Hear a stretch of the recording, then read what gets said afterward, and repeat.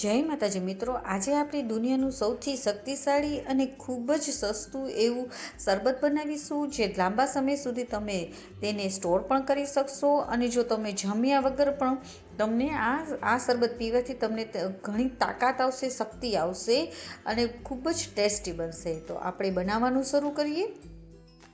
અને જો તમને આ મારી રેસીપી ગમે તો લાઈક કરજો અને મારી ચેનલમાં નવા હોય તો સબસ્ક્રાઈબ કરજો. તો સૌપ્રથમ તો આપણે અહીંયા ડાળિયા લઈ લેવાના છે. ડાળિયા એકદમ શક્તિવર્ધક હોય છે અને તેનાથી તમને ઝાઝો સમય સુધી ભૂખ પણ લાગતી નથી અને તમારામાં ઘોડા જેવી શક્તિ આવે છે. માટે આપણે તેમાં ડાળિયાનો ઉપયોગ કરવાનો છે. તો આપણે 1/4 કપ જેટલા ફોતરા વગરના ડાળિયા લઈ લેવાના છે. અથવા જો તમારી પાસે ના હોય તો તમે તેમાં આપણે જે રોસ્ટેડ ચણાની દાળ આવે છે તે પણ લઈ શકો છો. સાથે આપણે 1/4 કપ જેટલો જ આપણે ખડી સાકર લેવાની છે. તેનાથી આપણા શરીરને ખૂબ જ ઠંડક મળે છે. માટે આપણે 1/4 કપ જેટલી સાકર લઈ લઈશું.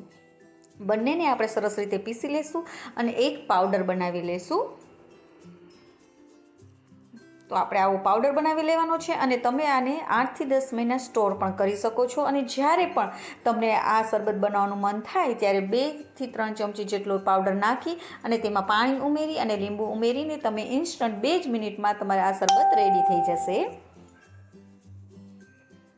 તો હવે તેમાં જ આપણે એક પાવડરને બીજામાં કાઢી લઈશું અને એ મિક્સર બાઉલમાં 2 ચમચી જેટલો આપણે પાવડર લઈ લઈશું. તેમાં મેં અહીંયા ફુદીનાના પાંદડા લીધા છે. ફુદીનાના પાંદડા મેં નાખેલા હોવાથી આપણે આમાં મિક્સરમાં પીસીશું. અથવા તમે જો ફુદીનાના પાંદડાને સ્કીપ કરશો તો તમે એમનેમ પણ બનાવી શકશો. સાથે અડધું લીંબુનો રસ, થોડું બરફ અને થોડું પાણી ઉમેરી અને તેને આપણે પીસી લેવાનું છે. તો આપણું સરસ રીતે પીસાઈ ગયું છે. તો હવે તેમાં આપણે થોડું પાણી ઉમેરી દઈશું. તેને થોડું હલાવી લઈશું. અને જો ફુદીનાના પાંદડા તમને ભાવતા હોય તો તમે એમનેમ પણ આ શરબતને પી શકો છો. અને હું અહીંયા ગાળી લઉં છું, તો આપણે તેને ગાળી લઈશું. તો આપણો શરબત 1 જ મિનિટમાં તમારો રેડી થઈ જશે.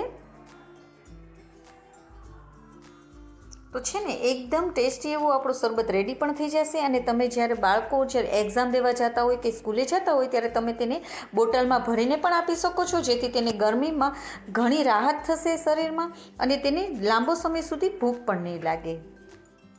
તો આપણો શરબત રેડી થઈ ગયો છે, જે એકદમ ટેસ્ટી બન્યો છે અને ગમે ત્યારે તમે આને પી શકો છો. અને ગરમીમાં જ્યારે તમને ભૂખ લાગે, જ્યારે જમવાનું મન ના થાય ત્યારે તમે આ શરબત પી શકો છો અને તમને શક્તિ પણ ખૂબ જ આવે છે. તો આપણો શરબત રેડી છે. અને જો તમને આ મારી રેસીપી ગમે તો લાઈક કરજો અને મારી ચેનલમાં નવા હોય તો સબસ્ક્રાઈબ કરજો અને બાજુમાં રહેલ બેલ આઇકનને દબાવવાનું બિલકુલ ના ભૂલશો.